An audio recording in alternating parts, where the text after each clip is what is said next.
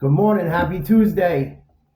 Please subscribe to Nate's Live Talk if you haven't. We do stories on lots of different things, bring things to life. We will be doing interviews soon. We are a pretty new channel, so any subscribes, likes, and shares are much appreciated. I'm Nate, obviously. If you ever want your story told, hit me up at Nate's Live Talk at yahoo.com or Nate's Live Talk on Instagram. This is a deep story today. This story made me cry. It took me about almost a week to drop this story. I've been wanting to drop it for the last few days and been putting it off. This is going to be a hard story for me to tell. I might cry telling it. I'm so sorry for what you went through, miss. And from what you told me, I don't believe it was you. And you keep your head up. I'll talk to you more throughout and after. She wishes to stay anonymous. I don't blame her. I wish she would put the piece of shit's name out that did this to her. I begged her for his name. She wouldn't give it to me. But whoever he is, he knows who he is. He'll have his karma one day. I believe in that shit. People end up getting theirs. So this is a story about a young girl and her boyfriend and how he switched up on her real quick. This is why I tell these stories. This shit happens to people. And hopefully young people will be more careful about who they go with. And I will tell my stepkids this story when I get older. If I ever catch my stepkids treating a woman like this, I will be so sick I might not even talk to them anymore. Here we go.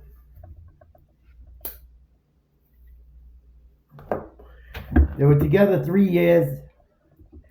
They lived kind of on the East Coast, more inland, but not right on the water, but in the East Coast. When this all started, they were together for 3 years. They were engaged, and like 2 months away from the wedding, when he leaves her. After the engagement, he got real silent and ignored her for no reason. And she thought it was just cold feet for a while. And he started saying that everything wasn't a good idea. And then he started saying the wedding wasn't a good idea. She had a little health scare. She had a cyst she had to have removed. He was pretty unsupportive with that. They had like a car breakdown. He wanted to leave her because of the bill. Like got funny, cold feet because of bills and money and shit. And things were going a little funky, but they were keeping it together. And then before the wedding, she went to stay at her mom's to get all of everything arranged and make sure things were set right for it. And she said she was having a little bit of cold feet, but she just wanted some support from her friends and mother. They were having like a weekend there. And like a girls' weekend or whatever. No fucking harm in that. I would assume everyone gets a cold feet a little bit, slightly. It's nervous, especially, this is a girl. Think about it. She's in her mid-20s, and she's given, women's a bit. I already said this before. They should be as big for men. They're not. But for girls, they're big, man. They're big. It's their day to be a fucking princess, man. They're putting all their faith in you as a dude. People don't think about these things. People do not think about this shit, and that's why I tell these stories. I'm getting emotional already. This one fucking bothers me.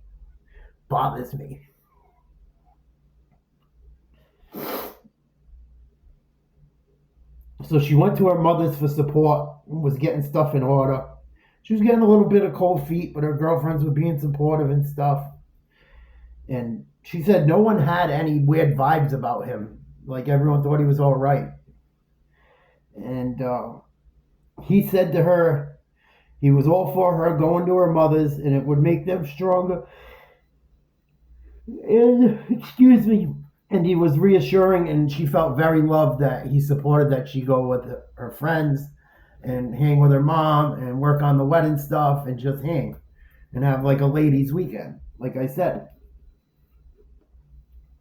it only took her 24 hours to realize she was good and the wedding stuff was good, everything was in order, and she called to say, "I'm coming home." And her friends were like, "You're good, we're all good, yay, go home to your man." And when she went to go home, he wanted time now. It wasn't ready and needed space. So she did what he asked and stayed at her mom's. Excuse me. This story tired me out, writing it back out and thinking about how I was going to say it. I feel so bad for you, honey. A month later, I was still at my mom's and went home, and he bugged and said he needed more space and to come home soon. Oh, no, you came home too soon. You were at your mother's a month already and giving him space like you wanted. That had to be a red flag. She said she was like, okay, something's not right now. How much space could I give? She said. She was displaced at her mother's in limbo, and it's starting to get weird now. The wedding's approaching. It's a couple months away. Here we go. And then she went home around St. Patty's Day and stayed there for a night. And St. Patty's Day, he walked into the car for work and said he needed 48 hours to figure out if he wanted to be with her or not. You were just getting fucking married, dude. You just told her you were supportive and let her go to her mother's, and it was going to make you guys stronger. These two owned a house together, too. That's why you got to get prenups. You got to be careful, people. This dude was a fucking scheming, scamming motherfucker. Scheming, scamming motherfucker. It's probably narcissism, too, but it's more than that. And she stayed on the couch that night, and he was cold before bed and wouldn't be affectionate to her when she tried to be affectionate to him and see what was wrong with him. She tried to talk to him, see if maybe he was depressed, if it was something she did wrong. She had been trying to work with him for months, and he just wanted nothing to do with her. And they'd barely been seeing each other. And so it hurt her that he didn't want anything to do with her. She cried herself to sleep and was told by him that she was being over emotional. And then 48 hours later, while she was working, he ended it up by phone call. Couldn't even say it to her face.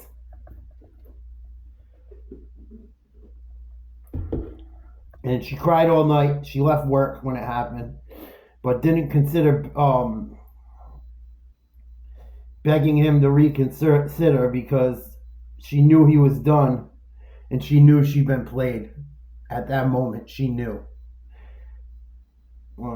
They had been together for almost 4 years.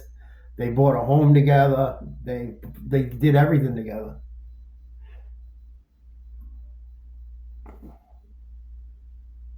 And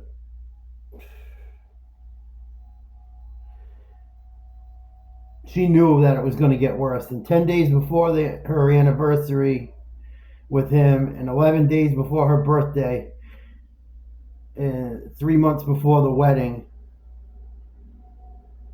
is the day he told her he didn't want to be with her anymore. And he was done. Then the next day he called her up and told her to come get her things and just hung up on her. He kept the furniture. He kept the cats because they were adopted together. He didn't want to break them up. And she thought him keeping the cats that they adopted together for their little family would give him a change of heart eventually. People like this, they have no heart. And they're out there. And there's more of them than you think. I could never do that shit. I could never look at my girl. Oh my God. It makes me want to cry just thinking. And she thought him having the cats might help him come around. So she was for it. But he kept the fucking cats. The last time she ever saw him was on April 8th.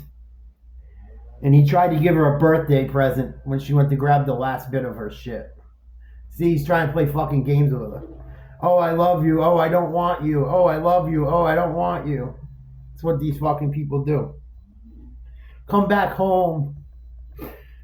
Oh, you get the fuck out. Come back home. Get the fuck out. It's all about control.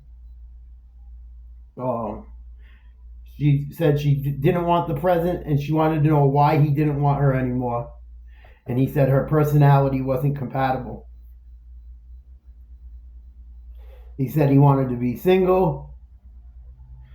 And her friend saw him out with his ex that night and sent her pics. Her friends didn't want to send the pics and hurt her. But they did tell her, and she said send the pics, and they sent the pics. And 2 weeks later, he texted her that he was seeing someone new. And after that, she went no contact. She says, I go to counseling and I'm still not healed. This was well over a year ago. She had to quit her job as a teacher because the stress almost caused a stroke and her blood pressure was all out of whack.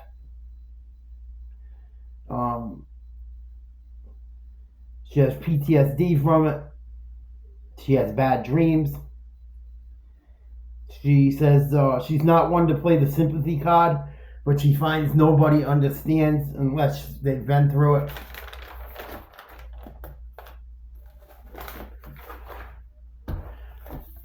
It's not you, girl.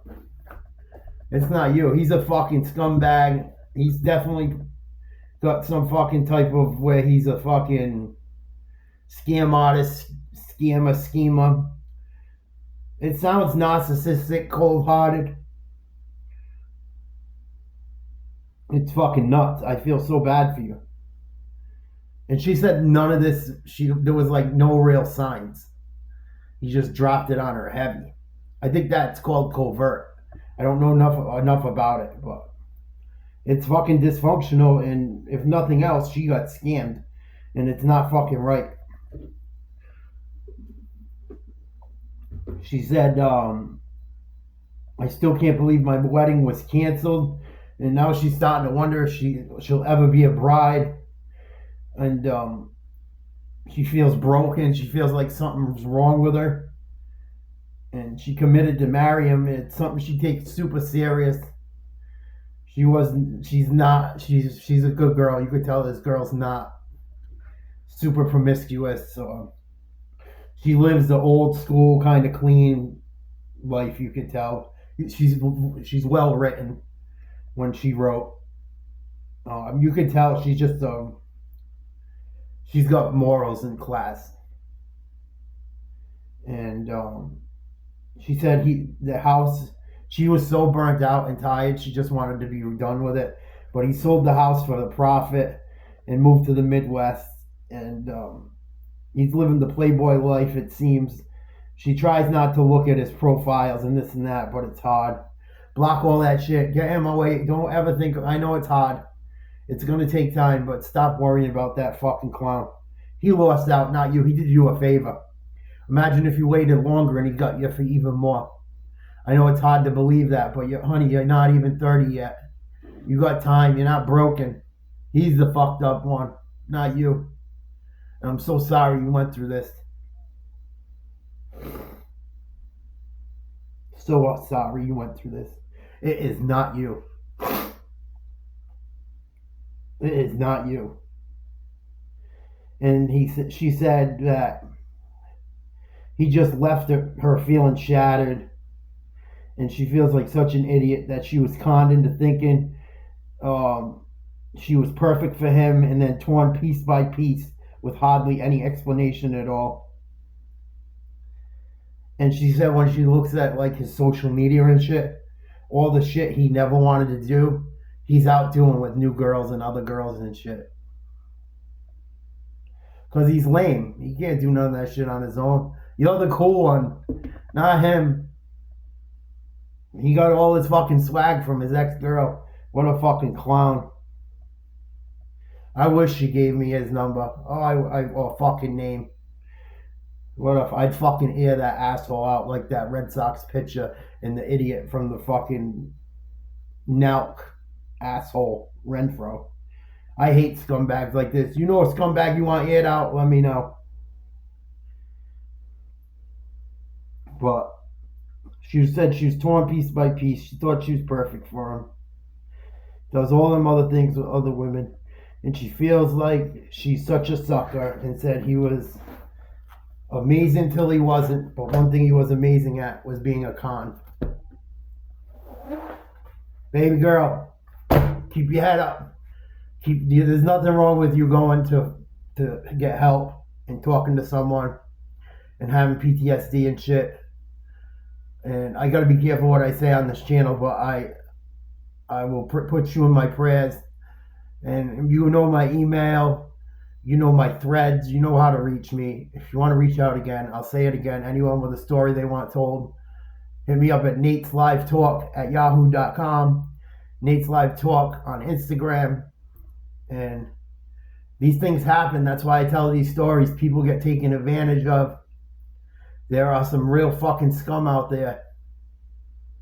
People act like they love you so fucking much and do you like this. You gotta be careful. That's why I tell these stories, to teach people lessons and to make people not feel like they're alone. Please like, share, subscribe. I'm sorry I haven't pumped out a lot of content lately as far as videos, but I have a lot of shit like this coming through. I have like 3 or 4 like pretty deep ones that all came in last week, and they're heavy to do.